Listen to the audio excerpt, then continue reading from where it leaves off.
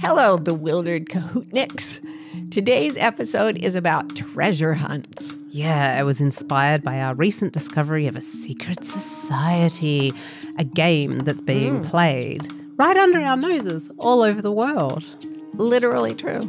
And we asked what it would mean to live our whole lives like this, and so far we've found it's pretty wild. We really hope you enjoy this one. It's a bit of an adventure. Hi, I'm Martha Beck. And I'm Rowan Mangan, and this is another episode of Bewildered. You know, this is the podcast for people like you, like me, like Marty Beck, who are trying to figure it out. Yes, indeed. And you know what? I'm going to jump in and say what I've been trying to figure out. Tell me, I want to know. Is that okay? Please. I have been trying to figure out how to stop thinking in metaphors so extensive that people nearly die before I get to the end of them. Okay. And the other day we were talking, and I had a large amount of caffeine, and I was into it, and I was saying to you, remember we were in the car, it's the gymnasium of life, and you've got to hold your form when you do the heavy lift of parenting, and you've got to increase the reps of kindness and keep your personal excesses in the locker of, and you just said, Marty, the caffeine has gone too far. The metaphor will not hold. Yeah, after a while it starts to kind of be so bloated under its own weight, and so it's like the metaphor itself is trying to play Twister in some way, where everything must fit the metaphor. So whatever the initial metaphor was, it grows extra cogs and arms and legs, and yeah, it's a skill that you have, but you know, I guess a strength exaggerated becomes a weakness. So it does. So I've got to keep off the hard stuff. That is Starbucks coffee, and nothing against it, by the way. Just saying. Not that we're advertising them either. Neither way. However, I do notice that when I partake, my metaphors grow to really embarrassing lengths, unprecedented complexity. I'm gonna try to stop that. So, what are you trying to figure out? Well, something has happened to me recently, Marty. Has it? And what's especially unusual about this thing is that it's something I'm into that you're not into. What? I know. What? And this doesn't often happen to us, does it? No. With my ADD, I can get interested in anything you're interested in. That's true. Actually, you do have this way of just, glomming on. But, you know, maybe we're both just interested in interesting things most of the time. But this is an exception, and you went away. I cheated on you with our beloved Ray, our Pilates instructor. And instead of doing mat Pilates with you and Ray, you were away. And so I took myself down, toddled on down to the Pilates studio and had my first experience on what is known as the Reformer. What? Which just sounds like the sequel to the Terminator, but not Terminator 2, the different one. It's this kinky German exercise thing. Joe Pilates. He made his machine, and I've heard tell of it, but I know not of it. I stick to my mat. And what are you doing? Actually, I was on one once and I nearly threw up. Yeah, so what are you doing on there? She gets seasick. Well, it was so funny because I was nervous, because anything to do with exercise makes me nervous because I'm deeply uncoordinated. And so I went to the studio for the first time, and actually it was quite creepy because there's all these devices in this room which are do look like, it has to be said, vaguely like medieval torture devices, right? Yes, indeed. There's just no way around that. That's what they look like.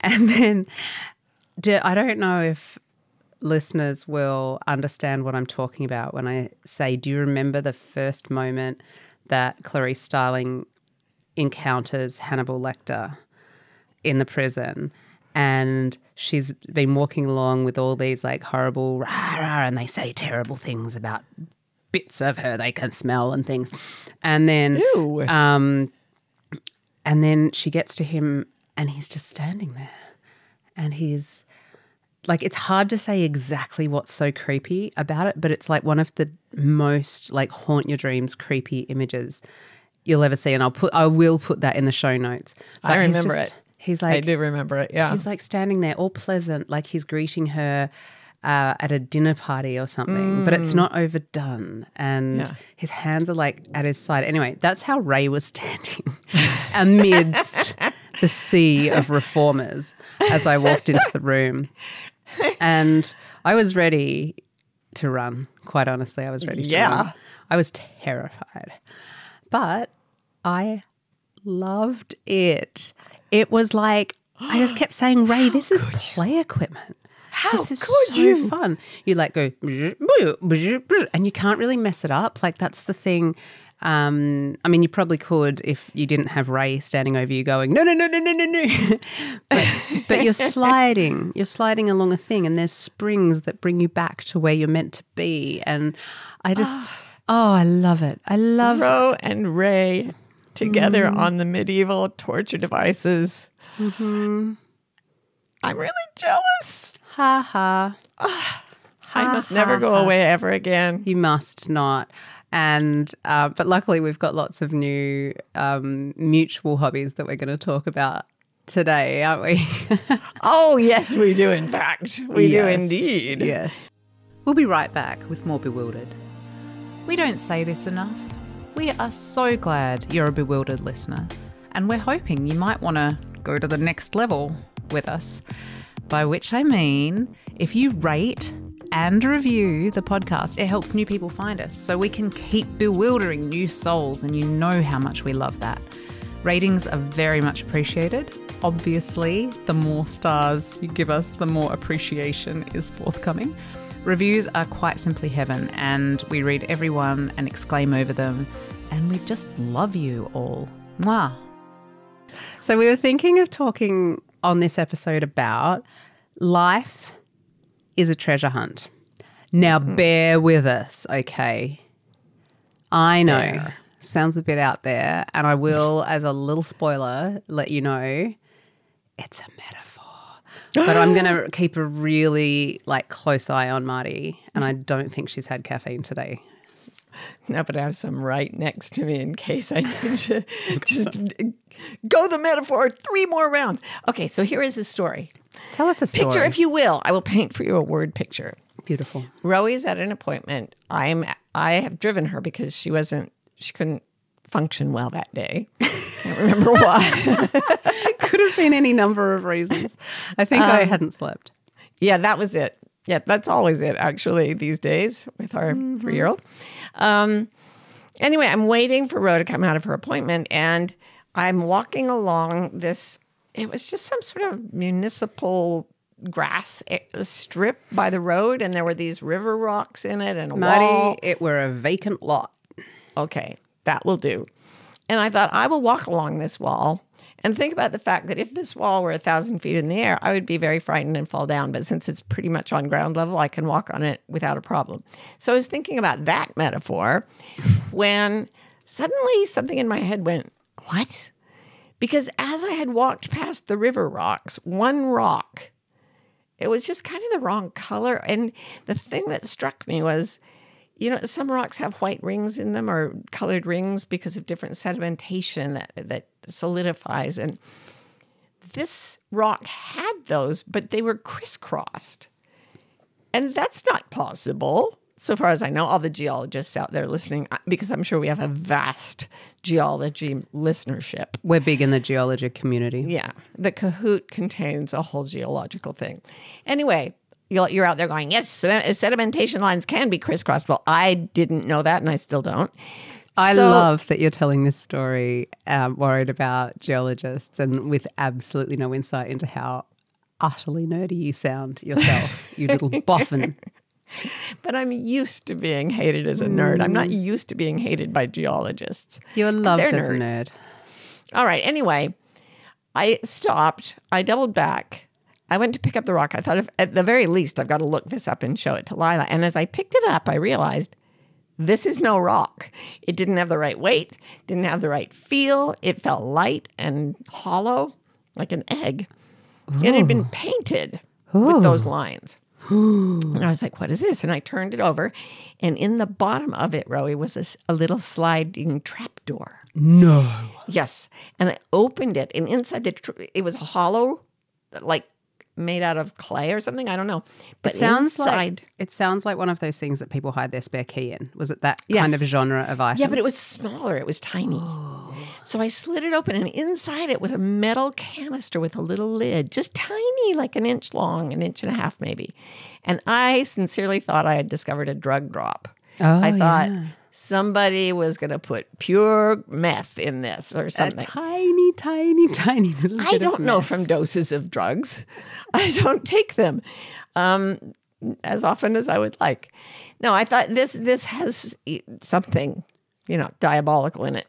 So I was kind of nervous about taking off the lid, but I did. I took it off, and inside was a tiny roll of paper.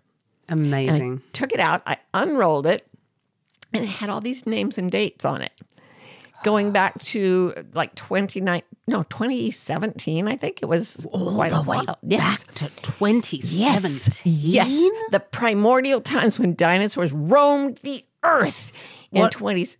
What's really funny about this story is that I don't know, I wouldn't like to guess the the percentage of our Cahootniks who know exactly what's going on in this story. Like some of our family members when you were starting to tell it with all the dramatic, and they were like, yeah. Well, it was a thrill for this one, I can tell you. This particular Cahootnik, who knows nothing of the world, except that sedimentation lines typically only go in one direction. Anyway, at the top it said, go, sign below, put the date, and then go register your find at geocache.com. So I took pictures of it, then I put my name on it and the date, and I rolled it back up, and I put the canister back, and I put the trapdoor back, and I put the rock that wasn't a rock back. And I thought I had discovered something mind-blowing and unknown. You had. For me, it was. Well, it was wonderful. It was thrilling. Yeah. I mean, it is, because it's about treasure, buried treasure. Treasure hunt. Treasure hunt. Treasure hunt. And then I showed it to you. And we got very excited, didn't we? This is one reason I love you so very much. That I was like, look at this. And Karen is like, that's very nice, sweetheart. And you're like, what? Let's go. It's like Karen is the mom and we're the kids. Can we take our bikes and go look for another one? And we were just like, Marty, I was just like, Marty, let's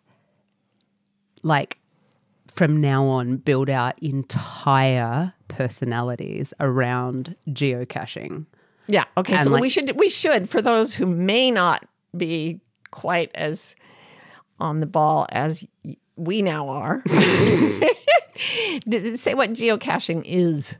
So geocaching is like when you're in a video game and you find something, and then that's the whole thing.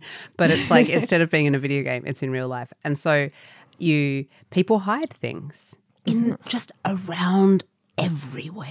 Just near randomly. your pharmacy, near the baseball field, oval field, the baseball sports place, oval. the place of baseball, the hills, the dales, the riverbeds, and tree stumps. That's a big one.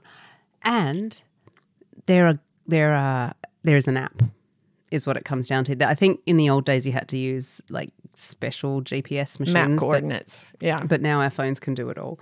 And so and sometimes they write clues. And one of the clues was really hard. Actually, I still haven't solved that one. But it was all to do with like naval vessel numbers, spelling out the longitude and latitude of but most of them aren't like that. They're just like, here's your clue. Tree stump. Tree stump. We were so obsessed with it. I had this cough. We had come down with something and we needed medication.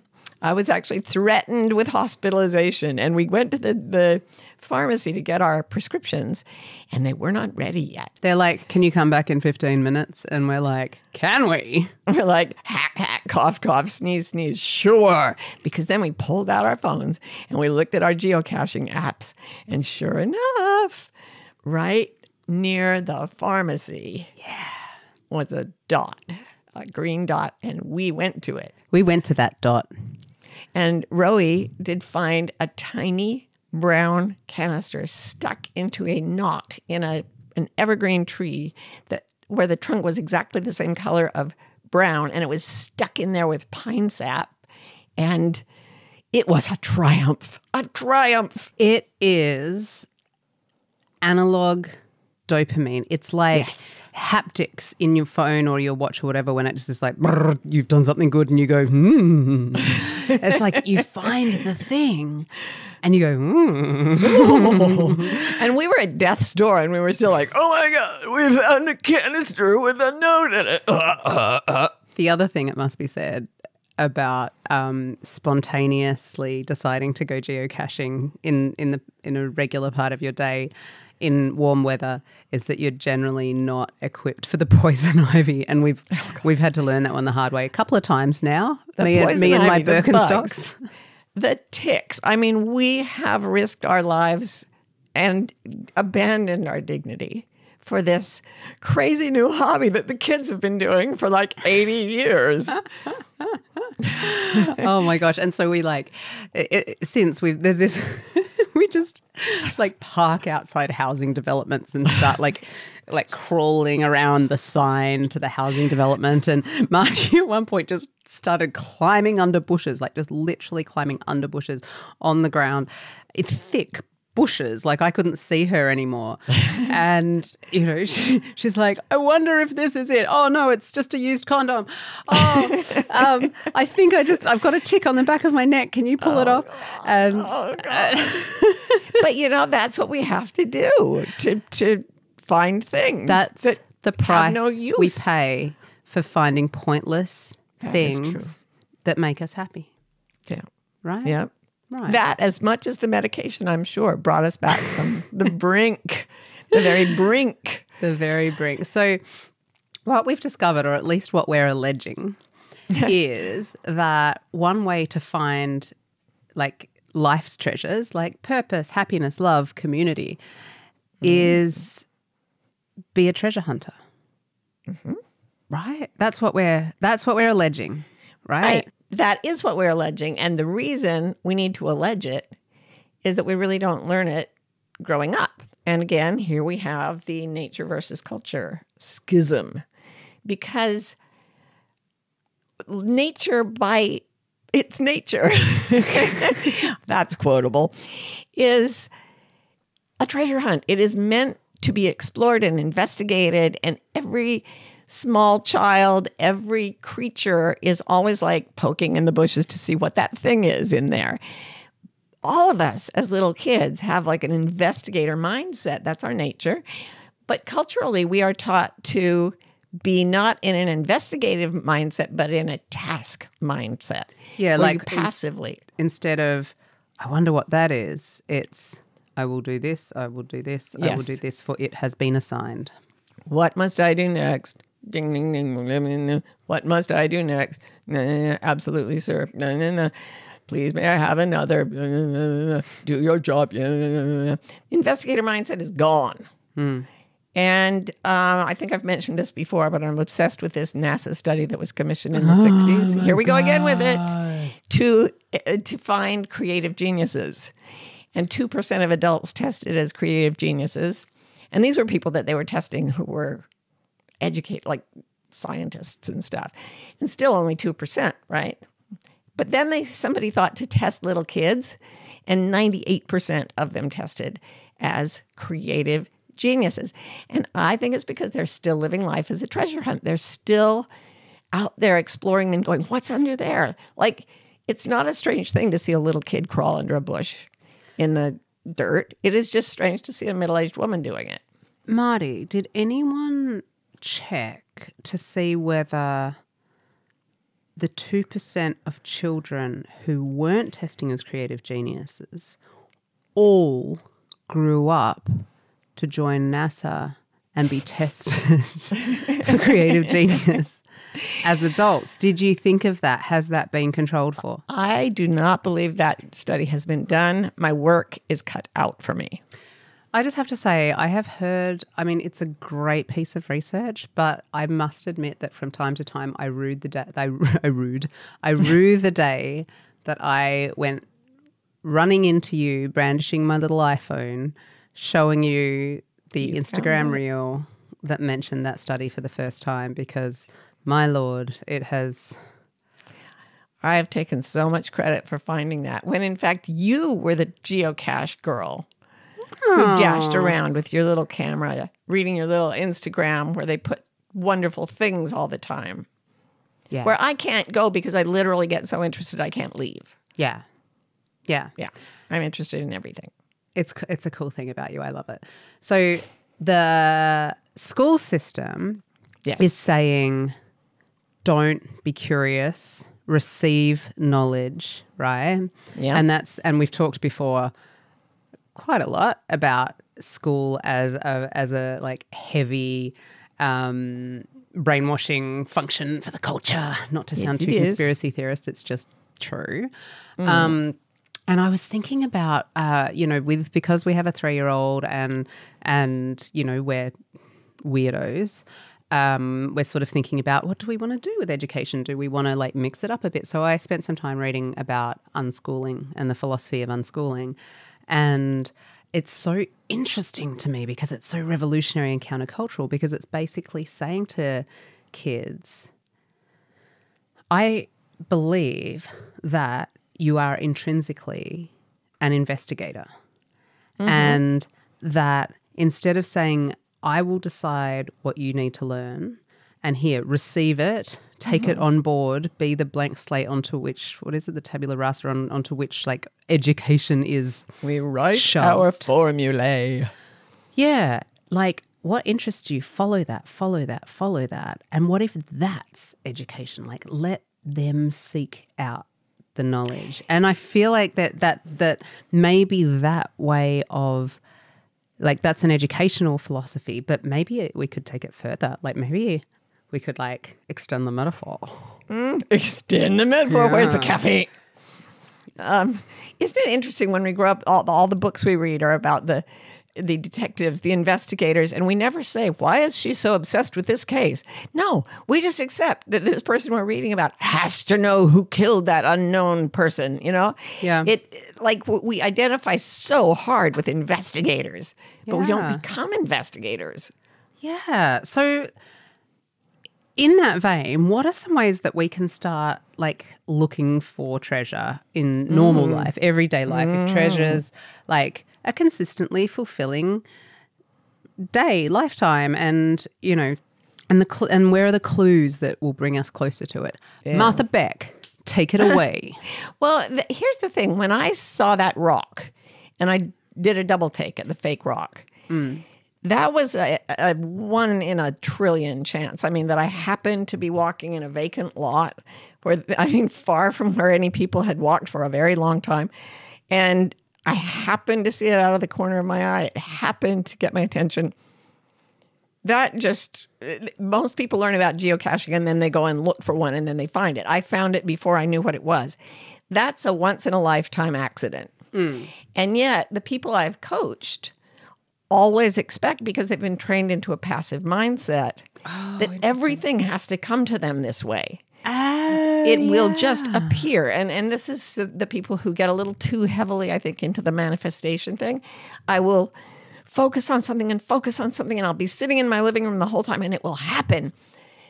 Well, I'm all about focusing on it, but you go where the imagination takes you. The bit that's taken out of us at some time during our childhood is the part that says, and I love it in, have you read Rikki Tikki Tavi, Rudyard Kipling's book, Rikki Tikki Tavi, or a story? It's about a mongoose named Rikki Tikki Tavi, and his life motto is run and find out. And he's always just running around finding out. And that little Ricky-Tikki-Tavi is taken out of us somewhere. Don't run and find out. Don't get under that bush. What are you doing with your face in the dirt? You could get a tick. Yeah. So it's not like we have to be taught to be investigators. There's a reason we love detective shows. But we have to relearn to be Ricky-Tikki-Tavi, to be run and find out people, alert, interested, looking for clues, not expecting something to drop into our laps fully formed without our having to do anything. So we have to, first of all, take on this investigator mindset where we're looking for something anomalous or something that matches our interests in some way. Right. So, which isn't to say that we're not just going about every day doing our shopping and paying our bills and Sure. Trying to get our kid to sleep or whatever, just off the top of my head. But there is, I think, a quality of alertness, like you say, that we can cultivate. Like, so you were talking about the little cache that I found in the tree, and it was, we knew we were somewhere in the vicinity of this thing, but it was mini. It was tiny. like an inch by, I don't know, a quarter of an inch? Yeah, like half a centimeter or something. Yeah, tiny.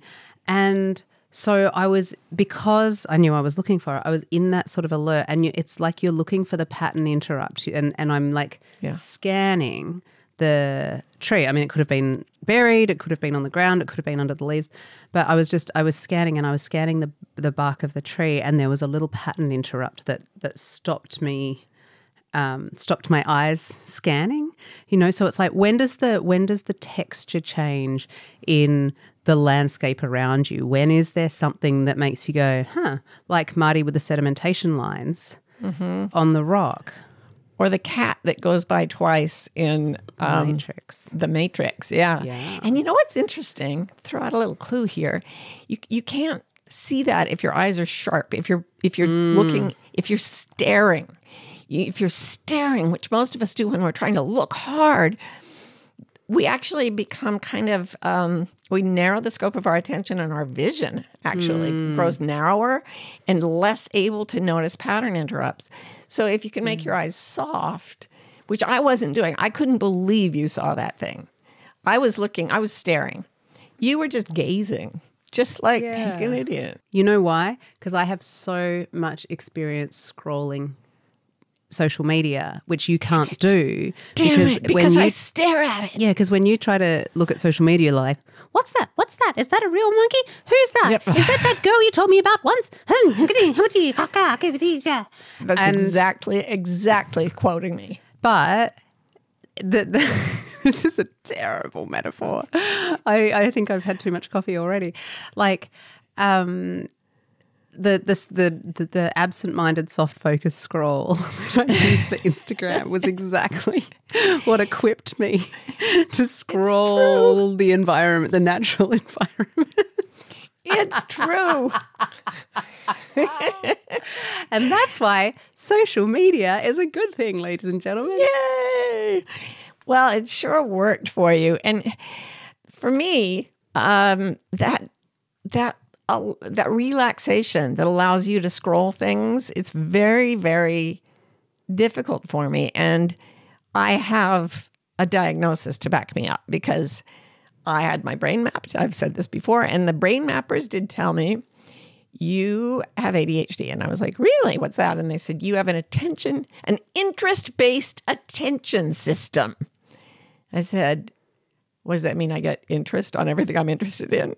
They said, no, it means you pay attention to what things that you find interesting. You poor thing. And I'm like, what? You poor thing. I know. I was like, and they're like, yeah, and then you get too focused on things that you really like to learn about. I was like, when do we get to the disability part? And they're like, that's the disability. You need to learn to pay attention to what is appropriate, not what interests you. Here's some Adderall. That should help. That should help. And I literally laughed out loud thinking they were joking. And then I was like, wait. You're telling me that, how do other people's attention systems work? Are they just equally interested in everything? Like, how do they know what to do? They do what they're told. Exactly. That's what he said. They do what's optimal for their situation. And I was like, oh, I feel the bars of the cage closing around me right now. I have a straitjacket on. I'm leaving. And they said, we're sure you had a terrible time in school because of this, and we can help you for just a few $1,000s. And I decided it was way too obnoxious to tell them I had 3 Harvard degrees. Drink. Isn't it? But here's the thing. I didn't notice it because I happened to be innately interested in school. Yeah. So it was like winning the lottery. I have ADHD and I'm interested in school. Well, you won the school lottery. You didn't win the Instagram lottery. Yes. And I didn't win the life lottery either because I can't like follow a tax form or because it doesn't interest me. It's not that I'm intellectually incapable of doing those numbers. If I had something that was interesting about it, then I could learn it. But I just am not interested. I want to say something. Please do. About those doctors saying optimal. Yes. And I hear that word and I recoil. And there's other words like it that I hear out and about in the culture. And sometimes, honestly, it's from people that I really respect. Mm-hmm. But optimizing, maximizing, making everything maximum productivity. Right. Efficiency. Like, I think we think that I think some of us think that when we're doing that, we're giving ourselves, and I mean that like our souls, our full, complete, true natures something. But I think it's a crock of shit because I think 9 times out of 10 when you're doing that, you are making yourself more available to do what you're told. Yeah. And, you know, like if you will never gaze out the window for 20 minutes and achieve nothing, I just feel like those 20 minutes are going to go to the man in some way. I've got nothing to back that up, but it's like something about that mentality. And you would say like left hemisphere, control, all of that. It frightens me. Yeah.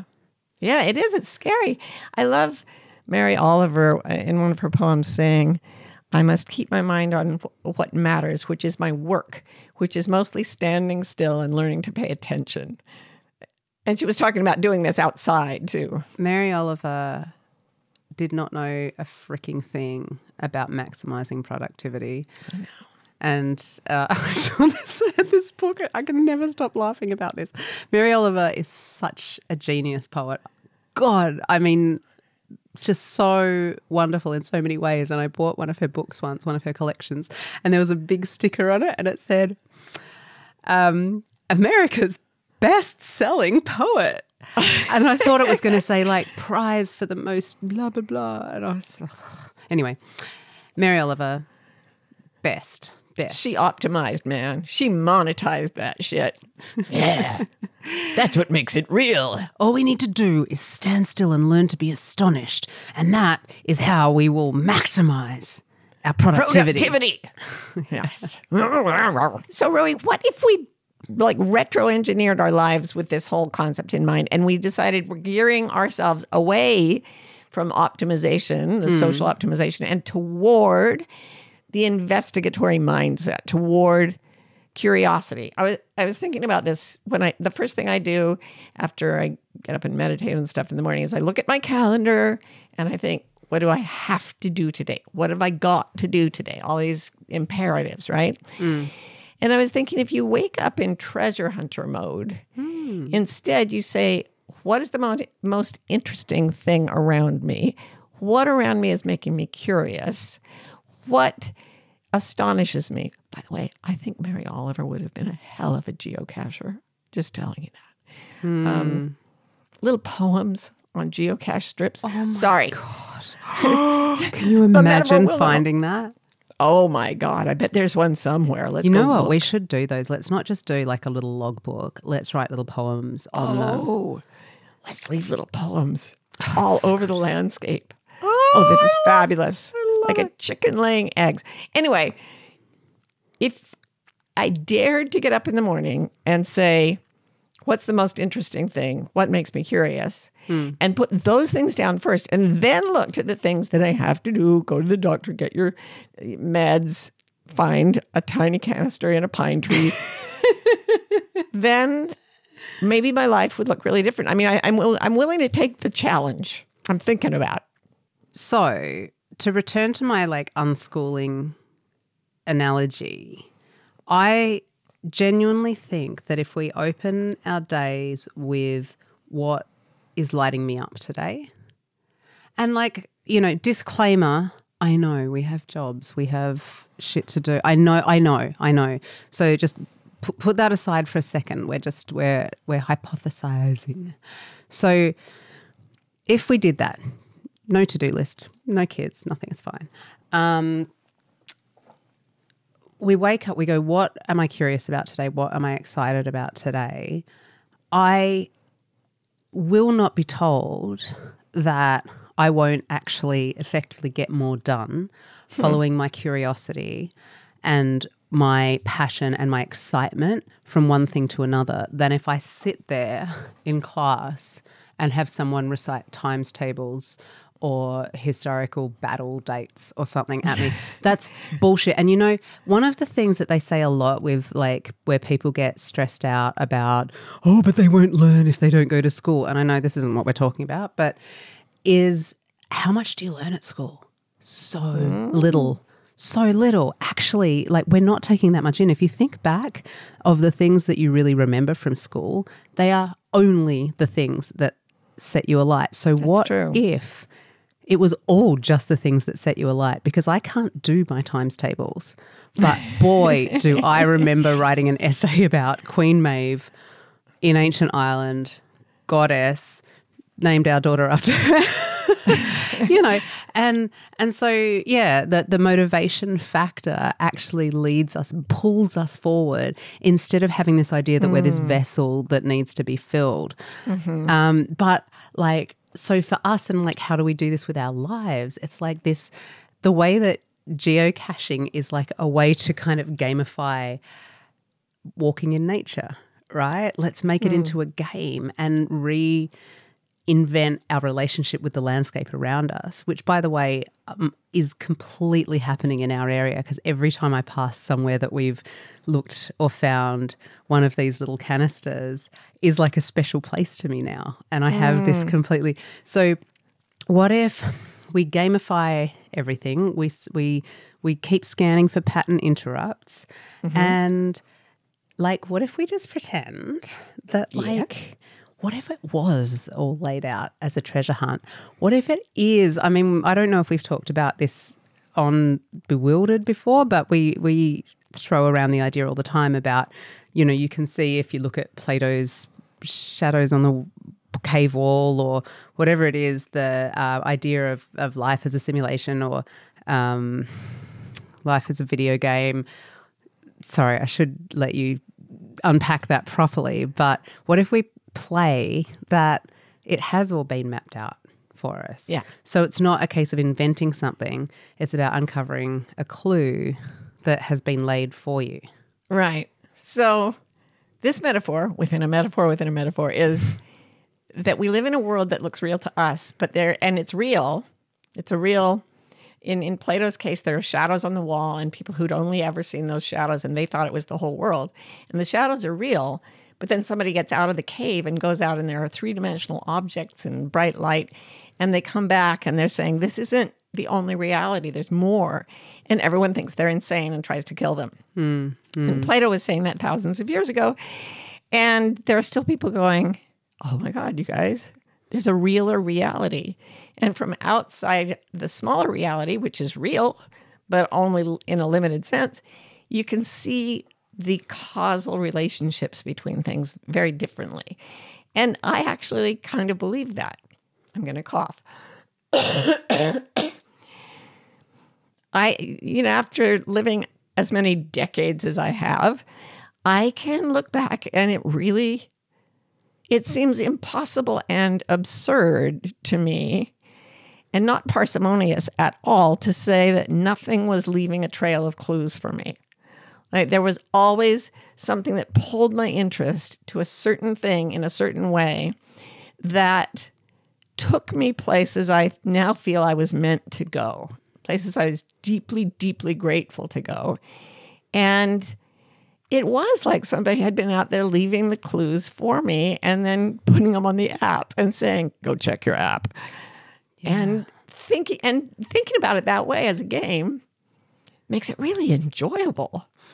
And you don't have to think about this stuff with the same part of your mind that does your taxes. Like it doesn't have to be a literal part of your mind that plays with this. It's like, can you do with your brain what you do with your eyes when you're scanning the tree trunk, and just be like, this is a fun thing to play with, right? Just stay in game mode, stay in play.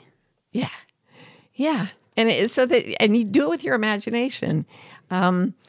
Liz was telling us about speaking to a group where one of the audience members says, I can't imagine living anywhere but Michigan. And she was like, she can't imagine living anywhere but Michigan? Our imaginations are so throttled by the limitations placed on us that our imaginations are never put into wild mode, right? Wild and woolly and anything goes. Look for the things that catch your attention in your imagination. If you can set your imagination free to go roaming out around you, it's going to pick up some serious little clues. It's going to find you some treasure. Right. Okay, this is what it feels like to me. I am here on this planet for a limited time. I want to decorate my time with experiences that feel interesting, delightful, challenging, yummy.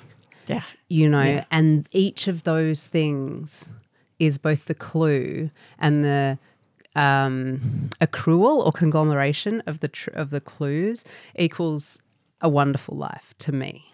I love that concept of decorating your time, the way you would put beautiful things on the wall. And here's the thing, the clues that take you through life, if you play this way, they don't have to be big and mind-blowing. I mean, geocaching, what you find is just a little piece of paper. But it's the joy of the hunt and the joy of the find and the connection with the other people who have left the clues. These are the things that start to light me up when you talk this way. And I was thinking about how, I mean, here's something that's a little bit of a clue for me in my life about what makes it fun. And it's Lila, our 3-year-old, it's summertime as we're recording this, and she has developed this habit of going outside, looking around, and then running back inside to me and saying, Muffy, I found a bug. Let's go figure out what it is. So I have another app called Seek. Again, not doing advertising necessarily, but I love this app. And you take it out and you take a picture of anything that is alive or was alive, and it will tell you, this is a northern short-tailed shrew. Here, I thought it was a vole. Each time? It's always a northern short-tailed shrew. No, but we have found grapevine beetles and garter snakes and wine berries. You just point and click at everything. And it's Lila wanting my attention and wanting the fun. I mean, she's in full investigator mode. So when she gets me out there and I get to reawaken my investigator mode and I have my little app and I can tell her this is what it is. And then we take the picture back and show you and show Karen. And it's like this big celebration of living in this incredible world and being able to say, to greet each creature by its name, you know? And it's playful and it's just, we're at the same intellectual level, Lila and I. And so this little game of identifying bugs itself is part of the treasure and a clue that could take me somewhere else. And it could take Lila somewhere else. Heaven knows where it's going to take her, right? Yeah, and we have to be careful that we don't immediately go into the cultural language of She likes bugs.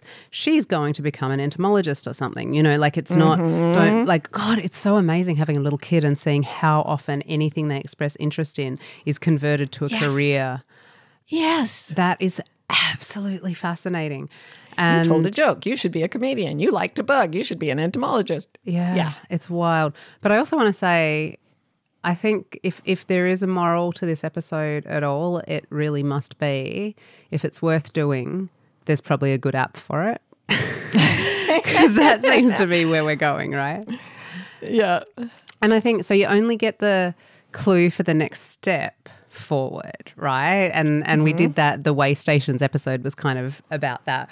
Yeah. But the next step has to be an end in itself. It can't be like, well, I'll go through 4 years of graduate schools, you know, and hate it so that I can la la la. No, it has to be delicious. All the way to heaven is heaven. God, I'm so good at back referencing our old episodes. It's almost like we never have anything new to say.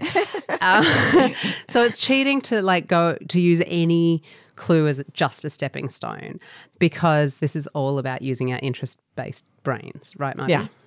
And you may be guessing the whole time what the clue after that, the next clue will be, or the ultimate destination, as if there ever were one.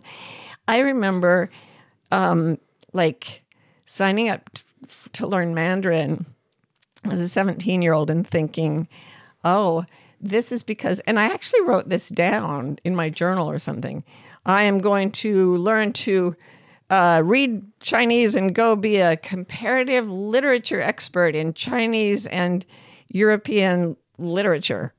Oh, God. Oh, I'm so sorry. Oh, sorry, past self. You were a complete moron. Anyway, what I could never have expected was, and now I see it as a necessary causal chain. Okay, I had to learn Chinese because I had to learn about Chinese philosophy so that I could learn about Taoism, which completely revolutionized my inner life in a way I cannot even describe to you. It was literally like an earthquake inside my body and my brain when I glommed onto Taoism. Had no idea it existed when I signed up for Mandarin class.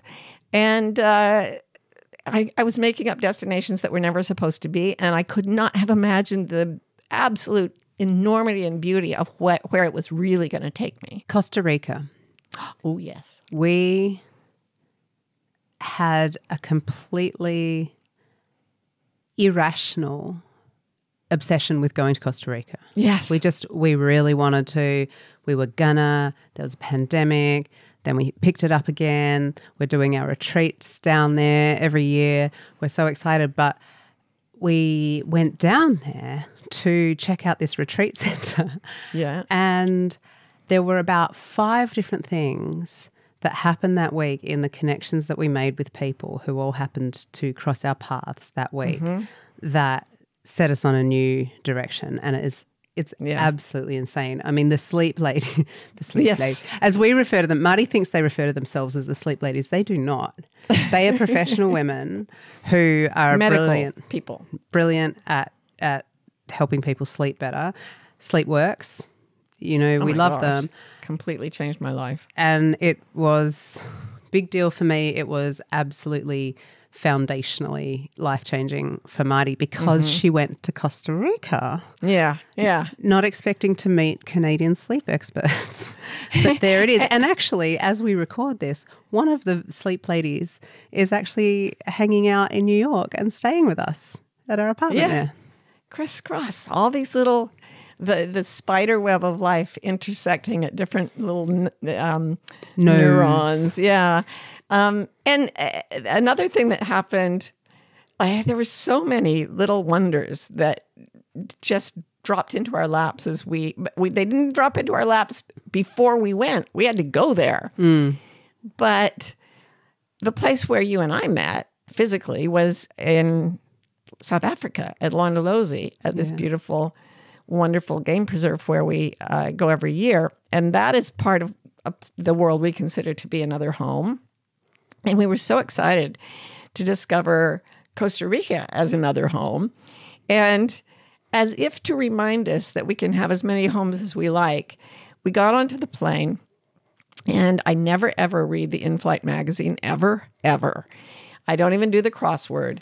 But Lila was with us, and she pulled the magazine out of the little compartment on the seat in front of us, and she opened the magazine to a full page, two-page spread showing a herd of elephants in a beautiful, beautiful setting.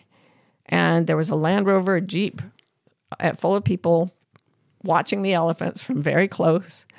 And sitting in the driver's seat was our friend, now I'm blanking on her name, Jess. And tracking the elephants was our friend Sassant. And it was Londolozi, and it was people we knew. And the headline across the top just said, "You belong here." And it wasn't to say you don't belong in Costa Rica, you don't belong in America. It was saying you belong in all these places. You can't tell me our higher selves aren't dropping us clues when stuff like that goes down. Totally, totally. All right, so we've got all that. How do we come to our senses? Well, we better talk about it in a minute.